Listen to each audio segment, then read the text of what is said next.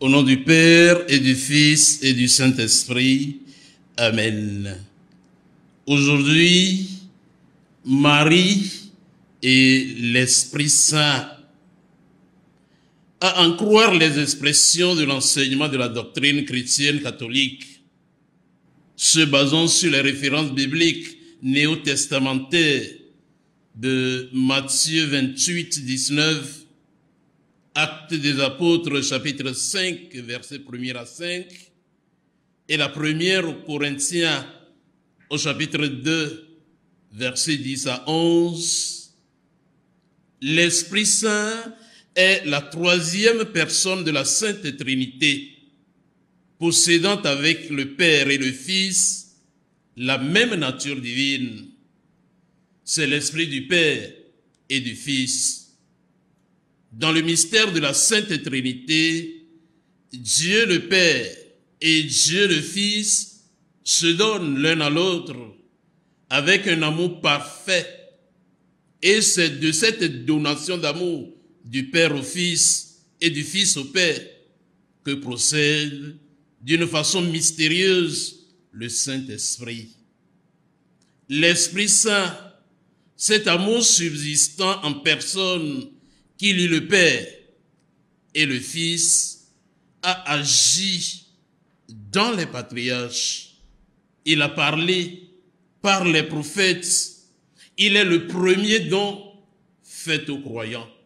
Cet esprit qui poursuit son œuvre et achève toute sanctification.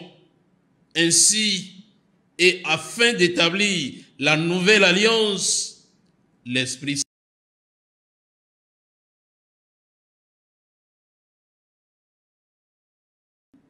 de sa chair virginale, la nature humaine, unie Dieu lui-même. Voilà, chers amis, ce qui nous occupe aujourd'hui, la Vierge Marie et l'Esprit Saint.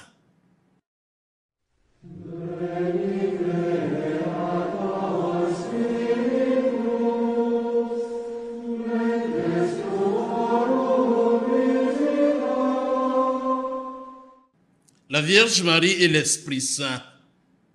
Quel est l'objet de notre analyse? Aujourd'hui, nous sommes invités à méditer et à partager avec vous des réflexions sur la relation entre l'Esprit Saint et Marie, une relation que nous appréhendons d'ores et déjà très étroite et alléchante, une relation privilégiée et indissoluble, car Dieu qui, selon la première lettre de Saint Jean, chapitre 1er, verset 1er, Dieu qui est amour, regarde et recherche les cœurs humains qui sont appelés à un véritable amour. Si tant est vrai que le cœur désigne ce qu'il y a de plus intérieur et de plus personnel en l'homme et devient ainsi le sommet de sa vie affective, sa vie intellectuelle, sa vie morale et religieuse. Voilà pourquoi d'ailleurs, le Dieu amour, voulant renouveler les cœurs humains blessés par le péché, en vue de les attirer tous à lui, lui seul étant capable de satisfaire toutes leurs aspirations profondes, Dieu le Père donc envoya au 6e mois l'ange Gabriel dans une ville de Galilée appelée Nazareth à une jeune fille vierge accordée en mariage à un homme de la maison de David appelé Joseph. Et le nom de la jeune fille était Marie. C'est là l'évangile de l'Annonciation que nous proclamons haut et fort au 4e dimanche du temps de l'Avent de l'année B. Évangile que nous proclamons également au 20 décembre dans les fériés du temps de l'Avent. L'évangile de l'Annonciation que nous proclamons le 25 mars, solennité de l'Annonciation, et puis le 8 décembre à la solennité de l'Immaculée Conception. L'Esprit Saint et Marie. En effet, En Saint-Luc, au chapitre 1er, verset 30, l'évangéliste nous apprend que la Vierge de Nazareth fut choisie pour devenir la mère du Rédempteur par l'action de l'Esprit Saint. Dans son humilité, Marie trouva grâce aux yeux de Dieu. Mais Marie, disons-le, fille du Père, mère du Fils, épouse de l'Esprit. Jetons un regard dans les livres de l'Ancien Testament. Dans les temps anciens, avant même l'Annonciation, Marie, l'Immaculée, n'a jamais vécu au seul niveau naturel. Au premier instant de sa conception, Marie a été créature, une créature reliée à Dieu, pleine de grâce et par voie de conséquence, temple du Saint-Esprit. Tout unifié, son âme se laisse conduire avec une docilité parfaite par cet esprit. Mais dans le Nouveau Testament, nous voyons que la foi de Marie attire, pour ainsi dire, le don de l'Esprit Saint. Avant tout, dans la conception des fils de Dieu, nous assistons à une réalité inaccessible à la raison. Un mystère donc qu'explique l'archange Gabriel lui-même quand il dit « L'Esprit Saint viendra sur toi et la puissance du Très-Haut te prendra sous son ombre. » C'est l'heure des épousailles, l'heure où l'Esprit Saint, l'Esprit du Très-Haut, la prendra Marie sous son ombre. L'heure des épousailles, l'heure où l'Esprit Saint survient en Marie et la couvre de son ombre. C'est l'heure choisie, choisie par Dieu et préparée avec une infinie patience pour faire son entrée dans le monde. Immédiatement après, qu'est-ce qui se passe? Marie alla aider Élisabeth. Et voici que lorsque Marie arrive chez Élisabeth et la salue, l'Esprit est encore à l'œuvre. L'Esprit Saint fait tressaillir l'enfant dans le sein d'Élisabeth, sa parente âgée. Et tout le dialogue entre les deux mères est inspiré par l'Esprit de Dieu, en particulier le cantique de louange avec lequel Marie exprime ses sentiments profonds dans le Magnificat que tous et chacun nous connaissons si bien. Mon âme exalte le Seigneur, exulte mon esprit en Dieu mon Sauveur.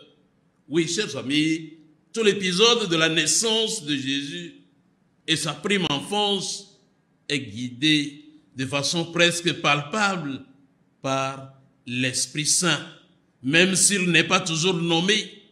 Le cœur de Marie, en parfaite harmonie avec le Fils de Dieu, divin lui-même, Marie étant le temple de l'Esprit Saint, l'Esprit de vérité, où chaque parole et chaque événement sont conservés dans la foi, dans l'espérance et dans la charité.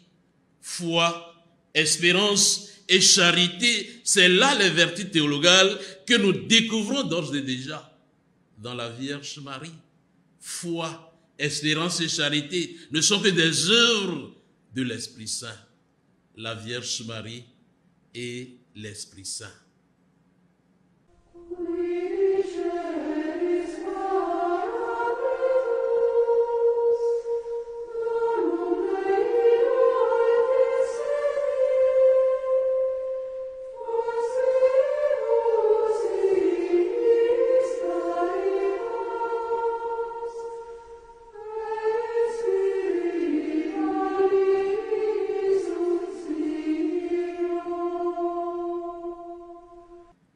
La Vierge Marie et l'Esprit Saint, l'objet de notre analyse a été posé et la Vierge ayant été découverte dans l'Ancien Testament en marge et en union intime sous l'action de l'Esprit Saint dans le Nouveau Testament. Prenons, chers amis, quelques exemples. Avec l'évangélique Saint Jean, au chapitre 2, les noces de Cana. Nous pouvons être certains que le très saint cœur de Jésus, pendant toute la période de sa vie cachée à Nazareth, a toujours trouvé dans le cœur immaculé de Marie un foyer toujours ardent de prière et d'attention constante à la voix entre le Père et le Fils, et ce, pour rechercher la volonté de Dieu. Cela nous conduit directement au calvaire, où Marie se tient sous la croix avec d'autres femmes et avec l'apôtre Saint Jean. Oui, chers amis, la présence de l'Esprit dans la vie de Marie, cela nous oriente vers cet amour ardent de prière et d'attention constante qui existait entre la mère et le Fils, ce qui eut lieu lors des noces de Cana. Et cela témoigne de cette harmonie particulière entre Marie, une mère, et Jésus, un fils. Et cette intimité, cette harmonie particulière permet aux deux cœurs, le cœur sacré et le cœur immaculé, de rechercher à accomplir la volonté de Dieu. Et cela, chers amis, nous conduit directement au mystère du calvaire, où Marie se tient sous la croix avec Jean, l'apôtre, et d'autres femmes. La mère de Jésus, donc, Marie et les disciples recueillent spirituellement le testament de Jésus. Ces dernières paroles, son dernier souffle dans lequel il commence à diffuser l'Esprit Saint. Et il recueille le cri silencieux de son sang entièrement versé pour nous. Marie savait d'où venait ce sang. Il s'était formé, ce sang, il s'était formé en elle par l'opération de l'Esprit Saint. Et Marie savait que cette même puissance créatrice aurait ressuscité Jésus, comme il l'avait promis. Ainsi, la foi de Marie soutint celle des disciples jusqu'à la rencontre avec le Seigneur ressuscité. La foi de Marie continua à accompagner les disciples également après son ascension au ciel, dans l'attente du baptême, le baptême dans l'Esprit Saint, le jour donc de la Pentecôte. Puis en effet, lors de la Pentecôte, la Vierge Marie apparaît à nouveau comme l'épouse de l'Esprit Saint pour une maternité universelle envers tous ceux qui sont engendrés par Dieu pour la foi dans le Christ. Force nous est alors d'affirmer avec véhémence et certitude qu'à l'Annonciation, l'Esprit Saint descend sur Marie pour former en elle le corps mystique de Jésus, le corps physique de Jésus. Mais à la Pentecôte, à la descente de l'Esprit Saint, l'Esprit descend une nouvelle fois sur Marie au milieu des apôtres, mais cette fois-ci pour former avec son concours le corps mystique de Jésus qu'est l'Église. Oui, chers amis, le mystère de l'Annonciation qui dit déjà le mystère de la rédemption a permis à l'Esprit de prendre Marie sous son ombre pour engendrer le corps physique de Jésus.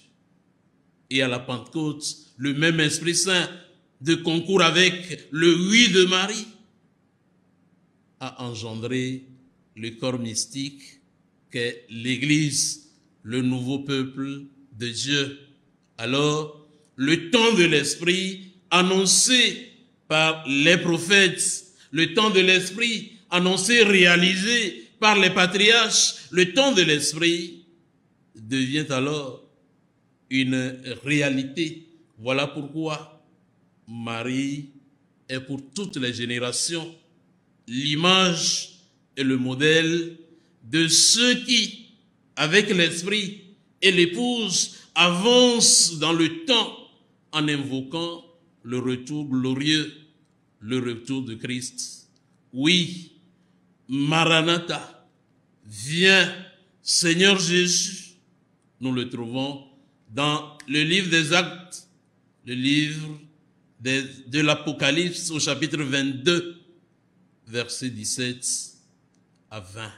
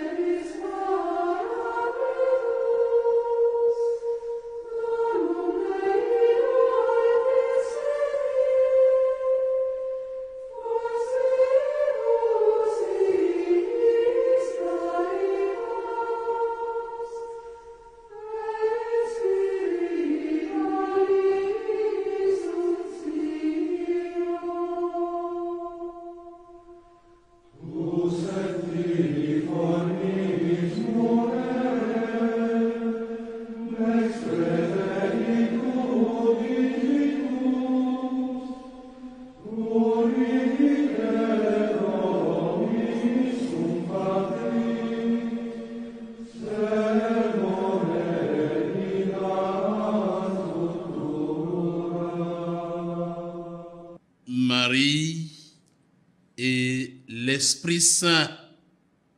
Après avoir mis l'accent sur ces quelques exemples à partir de l'événement de Cana, le mariage au Cana, dans le 2e chapitre de Saint Jean, jetons un regard maintenant sur l'Esprit Saint dans la vie même de Marie, et ce, pour notre sanctification. L'Esprit Saint donc dans la vie de Marie pour notre sanctification.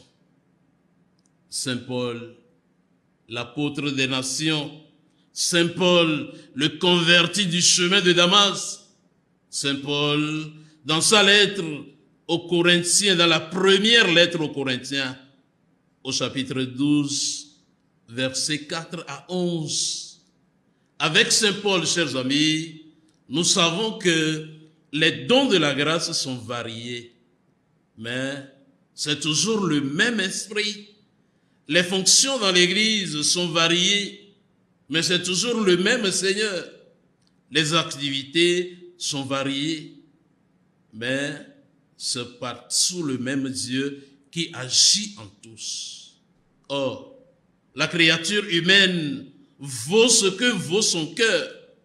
Oui, chers amis, l'homme vaut ce que valent sa conscience, ses désirs, ses préférences et surtout l'amour qui fusionne dans son cœur. Ainsi, la Vierge Marie, créature humaine au fil de sa vie terrestre, a été sous l'emprise croissante de l'Esprit Saint. Le cœur de Marie, le cœur immaculé de Marie, est la réussite merveilleuse de la vérité. Le cœur de Marie est la réussite merveilleuse de la grâce et de la charité de l'Esprit qui déployait dans son âme ces 7 dons. Dans le cœur de Marie, se sont joués au même moment, au moment de l'Annonciation, bien sûr sous l'action de l'Esprit Saint, toute la destinée de l'humanité et tout le sens de l'histoire. Dans le cœur de l'homme et surtout dans le cœur humble de Marie, sous l'action de l'Esprit Saint, la foi exprimée par le oui, l'amen, qui ouvre le cœur humain au dessein même, au dessein de Dieu. Et cela nous permet de percevoir dans la vie de Marie la réalité des 7 dons de l'Esprit Saint. Le premier don de l'Esprit Saint, qui est la crainte de Dieu, dispose le cœur plein de grâce et de confiance en Dieu de la Vierge Marie à un respect admiratif de son Seigneur, lequel respect est exprimé par son trouble lors de la salutation de l'ange. Ce don de crainte de Dieu nous sert de frein à nous autres pour ne jamais retomber dans nos fautes, les fautes du passé. Le deuxième don de l'Esprit Saint, le don de piété, qui nous permet à nous autres de servir Dieu avec plus de ferveur, de suivre ses saintes inspirations avec plus de promptitude et d'observer plus exactement ses divins préceptes. Le don de piété fait jaillir du cœur de la Vierge Marie un cœur toujours disponible au service du Seigneur et désireux d'accomplir la volonté du Créateur. Le Magnificat, dans un élan humble d'amour filial, pur et immaculé à l'égard de Dieu. La science, le don de science, qui est un don de l'esprit. La science, chers amis, permet à l'homme de bien connaître les choses de Dieu et d'être éclairé par les saintes instructions divines pour marcher sans jamais dévier dans la voie du salut éternel. Ce don de science, tout en offrant au cœur de la Vierge Marie, rempli d'amour de Dieu, tout donné à la Sainte Trinité dans la prière, l'adoration et la louange, de s'émerveiller devant la création, l'œuvre de la création, et devant le visage de l'enfant Jésus. Et ce don dispose la Vierge Marie avec foi à une contemplation. Le don de force. Avec le don de force, chers amis, l'homme, l'être humain, créé à l'image et à la ressemblance de Dieu, l'homme surmonte courageusement toutes les attaques du démon et tous les dangers du monde qui s'opposent au salut de son âme. Il donne au cœur de Marie ce don de force, donne au cœur de Marie, hautement intéressé à l'œuvre de Dieu dans le monde, ce don lui donne une énergie inlassable et joyeuse pour faire la volonté de Dieu par son oui à l'annonciation et son oui au pied de la croix. Le don de conseil qui pousse le cœur de Marie, généreux, débordant de charité, attentif aux besoins des autres. Le don de conseil pousse Marie à intervenir auprès de Jésus à Cana lorsque le vin vint à manquer. Ce don de conseil permet à l'homme de pouvoir bien choisir tout ce qui est plus convenable à son avancement spirituel et lui donne de découvrir tous les pièges et les ruses de l'esprit tentateur. Le don d'intelligence. Le don d'intelligence dispose l'homme à bien entendre les divins mystères et par la contemplation des choses célestes, à détacher ses pensées et ses affections de toutes les vanités de ce misérable monde. L'intelligence, comme don de l'esprit, fait recevoir au cœur immaculé de Marie, source inépuisable de miséricorde et de pardon, des lumières pour connaître Dieu et le connaître intimement. Le dernier, le don de sagesse. Ce don plonge le cœur de Marie, une merveille d'amour maternel pour son fils Jésus, dans une communion affective avec Dieu, rayonnant ainsi d'une grande douceur et de paix pour les hommes disciples de son Fils, réunis autour d'elle au cénacle. Le don de sagesse, comme don de l'Esprit Saint, permet à l'homme de bien diriger toutes ses actions en les rapportant à Dieu comme à sa fin dernière, afin que Après l'avoir aimé ici-bas et servi comme il se doit dans cette vie mortelle, l'homme a la joie et le bonheur d'être conduit ensuite à la gloire éternelle du ciel, où, de concert avec les anges et les archanges, il bénira le Seigneur éternellement.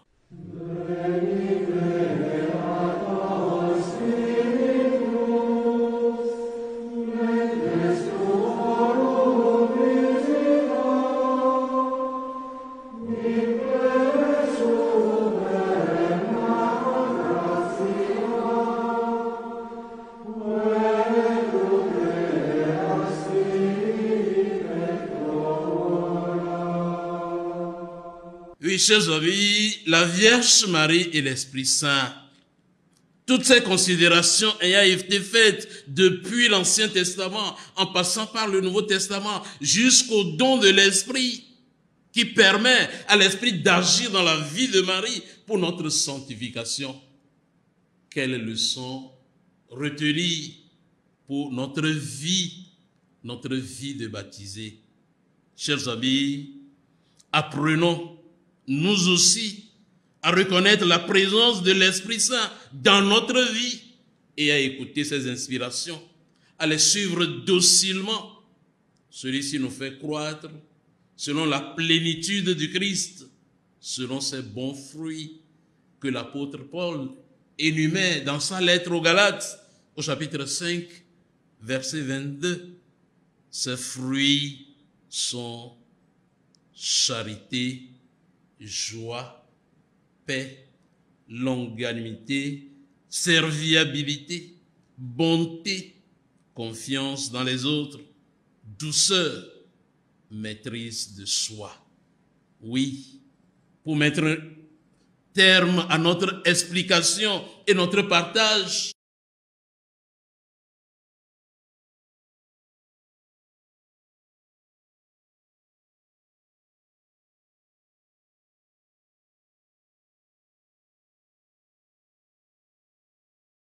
du Fils avec le Père et le Fils, il reçoit même adoration et même gloire.